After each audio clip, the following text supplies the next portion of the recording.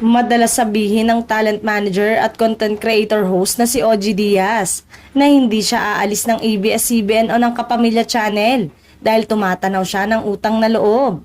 Kaya laking gulat ng netizen nang magpatawag ang TV5 para sa media ko ng bagong programa ni OG na Quizmosa kasama sina Jegs Chinel o mas kilala bilang Tita Jegs sa online show nilang Showbiz Update at Ton Soriano.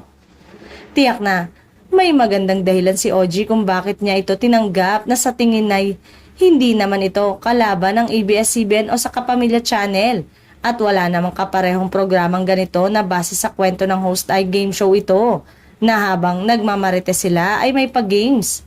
At totoo nga, heto ang post ni OG sa kanyang Facebook account na nagpasintabi siya kay Miss Cory. Kinabahan ako. Pero Diyos, na-excite ako kasi panibagong challenge ito sa buhay ko. Kung kailan naman nagkakaedad na, tsaka naman nabibigyan ng mga ganitong pagkakataon, juicy pa ba? Thank you, Papa God. Samahan nyo kami ni na Tita Jegs, Ton Soriano. Thank you sa TV5 sa pasabog na pag-welcome.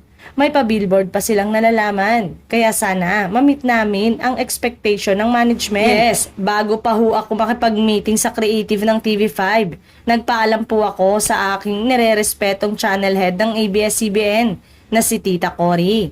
At nakakuha naman tayo ng basbas. Kaya thank you, Tita Cory, I love you.